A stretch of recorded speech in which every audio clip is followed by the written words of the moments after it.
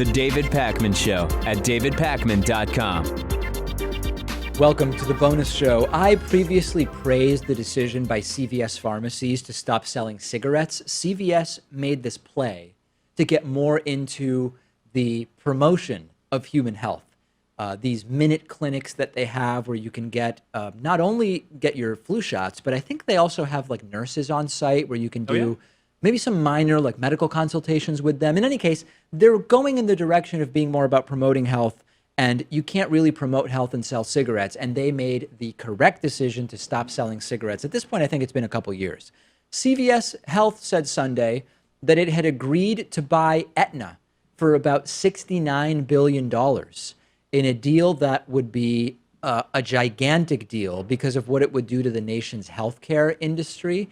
And this is part of the sort of blurring of the lines between the separate elements of the health world. Now, there are those who might argue that this is a good thing, and then there are others who argue that vertical integration is really bad. And when you've got a health insurance company like Aetna controlled by CVS, which is like a retail outlet for a lot of these health products, pharmacy, et cetera, that really creates circumstances where CVS Health could manipulate their acceptance or relationship with health insurance companies in a way to try to push people to Aetna coverage, or in other ways kind of influence, and I guess not that it's a free market, but influence the freedom of that market. I don't know ultimately what's going to happen here because this is not, there are all sorts of other transformations taking place in healthcare right now. You've got insurers, hospitals, and pharmacy companies that are working together in different ways.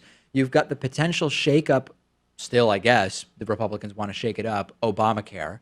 You have Congress at a total impasse about what the path forward is going to be. And medical costs keep going up because of this vicious circle of medical billing and the uninsured who use the emergency room as primary care. So it's so hard to really gauge what this would do. Generally speaking, as a progressive, I get concerned about these mega mergers that have vertical integration taking place. Yeah, but I wonder if the everyday person would see those negative effects, at least directly, because maybe they would just see this as more convenient. Say your health insurer is Aetna and you have a CVS in town. For the average person, it just seems to be one and the same, right? You go and you have this one place to stop and you get all your stuff done. Well, that's exactly the line that Aetna and CVS are pushing, which is, hey, listen, Aetna is just an insurer, but if Aetna and CVS Health are the same companies, Aetna could actually be at CVS. You could have people that work with the insurance company at CVS, which would just make maybe insurance issues that come up with prescriptions much easier to resolve right on the spot. Or I don't know. I mean, but then if your employer has Aetna coverage, right, and you don't have a CVS in the area, that creates issues. If there are fewer and fewer places where you can go to get health insurance and to get your prescriptions because of all these mergers, that's a bad thing too. That's the main counter argument, which is that you're going to find choices limited potentially because Aetna might force people with their insurance to go only to CVS for much of their care, and there might not be a CVS there. And of course, anytime you have limited choices, you don't really have market power in terms of negotiating on prices. So it's not a unique concern to this merger. Time Warner AT&T merger, all these mergers basically surface the exact same concerns. I was going to say, I think this is where the rubber meets the road, because if you remember, the Trump Justice Department is suing to block the AT&T Time Warner merger, yes, right? Indeed. And we had suspicions that maybe it had to do with Trump's disdain over CNN. Correct. So if they're going to try to block that merger and they just leave this one alone, that's suspect to me. Oh, no. This is a completely different thing, Pat. You need to understand that. This merger is fine. It's the other one that's actually the problem that we need to worry about. You've convinced me. Many girls get married before the age of 18 in Ethiopia. And the legal age of marriage is actually 18. There are some of these, some nations around the world don't have an 18-year-old marriage age limit. I don't know what to call it. Age is it age of consent? Would it be limit, though? It would be like... Requirement. Yeah, requirement. Minimum age requirement for marriage. A lot of places don't even have an 18-year-old requirement, but a lot of the ones that do just don't enforce it. And the problem is that there is a big incentive for families to marry off their daughters because very often there are sort of financial arrangements that are put in place. Or if you're a struggling family in, for example, Ethiopia, and you have a 13-year-old daughter, And if you marry off the 13-year-old daughter, it might come with some financial benefit. You are going to receive, you are going to be incentivized to marry your daughter off even though she's only 13 years old. So what a region in northern Ethiopia is doing is it is rewarding not marrying off your daughter. When you have girls in your family between ages, I believe it's 10 and 18, if the family keeps the girls unmarried and in school, right? It has to be both, unmarried and in school. They will be rewarded with a goat, a sheep, or a pair of chickens, which in this region is actually a really important thing that allows you to feed your family. Yeah, and they're actually seeing that the chickens are often the best option in this area in Ethiopia. Because of the eggs? Because of the eggs, yeah. The schoolgirls can sell eggs in exchange for supplies, whereas I guess it's typical for men to take care of the goats. So that doesn't directly help them as much. Chickens are the way to go here. So this does appear to be making a difference. And it's not just the chickens, but yes, Pat is right that the chicken's having a disproportionately positive impact. And so you have to participate in this program. It's not, you need to make yourself known as, hey, we have a daughter of the age that is eligible and we want to participate. And of the people that are participating, those who are participating are 90% less likely to marry off their young girls than those in nearby communities that are not participating. So financial incentive. I mean, it's not a shock that this is working. And they've actually tried things like this that were similar, but sometimes they would just give them money, which didn't work out so well because that could just raise the dowry because I guess, the family has then more negotiating power. Indeed. They already have some money in their bank account, so they can take more for their child. It didn't really help as much as animals are. That's interesting, right? Yeah. So if you have no money in your bank account, you might be willing to accept $100 dowry for marrying off your daughter. But if you already have $100, you might be able to say, hey, you know what? We're not that desperate. We're going to hold out for $500 for our daughter. So it's counterproductive in that way. That's interesting. Or at least not helpful. The basic income experiments in African villages have actually worked quite well. But of course, the point there is not to prevent child marriage. It's a completely different thing that's being tested. And I've been following some of those initiatives. But as far as this idea of preventing the marrying off of young girls, similar programs have been launched in Tanzania and Burkina Faso, and tens of thousands of girls are being enrolled in these programs. And hey, listen, tailored solutions for the problems that you have. Maybe in those countries, goats would be more helpful than chickens. Goats will, yeah, it's possible. But you can get milk from the goat. Yeah, but I think it's just because men tend to the goats. Interesting. Yeah.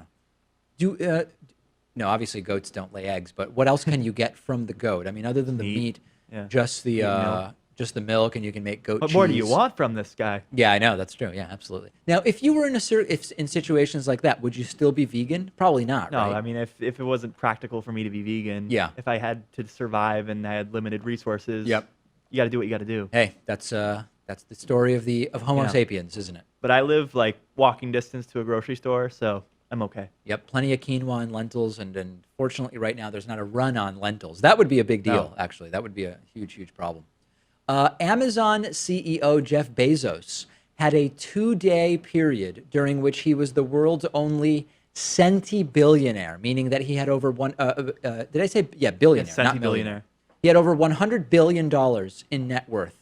And that happened because on Cyber Monday, Amazon did so well that shares of Amazon went up in value, and he was worth over $100 billion, but then he lost $2.2 billion. What's a couple billion between friends? He lost a couple $billion in net worth when Amazon stock dropped, and he went back to being worth only $98 billion. Poor guy. Yeah. It's not even clear that we can really wrap our heads around how much money that is. Yeah, no, I was thinking about this. So, like, imagine having $100,000 in ones, spread throughout the room. Yep. $100,000, that's a lot of money. Think about that in ones. Yep. Would fill the whole room. Now, he has $1 million for every single one of those $1 bills. Correct. Think about that.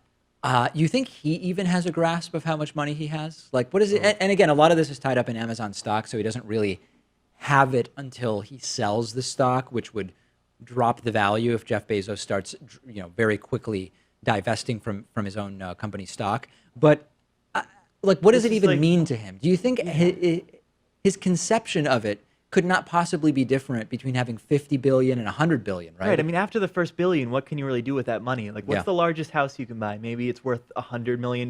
Yeah. You get a few nice cars. I mean, it gets to a point where you can't really get anything good out of that money that you have unless you set up charitable organizations. Well, that is the marginal utility of money. And there is a camp that says that the marginal utility of money is always one-to-one. That if you've got $1 billion and you get one more dollar, Yes. that the utility of that additional dollar is identical to someone who has $100 and gets one more dollar. I tend to reject that. I think that the marginal utility of money diminishes as you accrue more and more money. It just seems like basic percentages to me, right? I mean, I'm no economics expert myself. But Not on a percentage basis, though. Yeah. On a dollar-by-dollar basis. Right. They're arguing. They're But arguing. We're taking the percentage approach. Oh, I see. If you take a percentage approach, then you would say, no, it's obvious. If your Yeah. net worth increases by 1% versus by 0.000000001%. Seems a little obvious then, right? It kind of makes it obvious that that's going to have a different level of utility. Second most richest, who do you think it is? Right now, Bill Gates. Bill Gates, yeah. Yeah, he's like $89 billion. But I thought that he went back and forth with Carlos Slim, the Mexican billionaire. You can throw in Warren Buffett. Warren Buffett as well. Yeah. Yeah. I've seen expectations, predictions that First Jeff trillionaire. Bezos could become the first trillionaire just based on the rate that his money is growing. Yeah, maybe so. How old a guy is he? Like early 50s or late 40s? He's not. I mean, he's not too old. He's a middle-aged guy. Are you into reading about people like Jeff Bezos and Steve Jobs? Like I have some friends who are obsessed with reading their I don't know if it's biographies, autobiographies, who knows what they've even written. I just am not interested in reading those nonfiction books. No, not so much myself. I don't know. It seems like a lot of focus on one person. Like if there was a book about 10 self-made billionaires, I would read that. You would? Yeah. Oh, okay. You read political biographies? Like I have a friend who read the LBJ. Right, it's like presidential 1,000 biographies. pages or something like that. Right. I just can't do it. I can't do it. Yeah, that's a little much. It's a little much. About any one person, I think. I think it's more of a genre thing for me. I've just never been into biography. Wow. Well, Don't know what to tell you. you could start with maybe John D. Rockefeller, richest person of all time, arguably. At the time, inflation adjusted or something, right? Yeah, if you look at his net worth now, I think it would be worth like $150 billion. Oh, is that true? Yeah. I didn't realize that even still with Bezos, he still would have was richer at the time. Standard Oil? What about Pablo Escobar? I don't know. Because I don't at think one he would rank point, that highly. his business was bringing in like $100 million a month or something absolutely and utterly insane. But maybe Yeah. in terms of So then let's think about Bezos that. numbers. So then it would take what 1,000 months for him to accumulate $100 billion, and that's assuming all that money goes to him. Yeah, and that's like 85 years. So I Yeah. guess that he didn't last that long before the CIA We got to or FBI got to him. Yeah. All right, that's it for today's bonus show. We'll be back tomorrow. The David Pakman Show at davidpakman.com.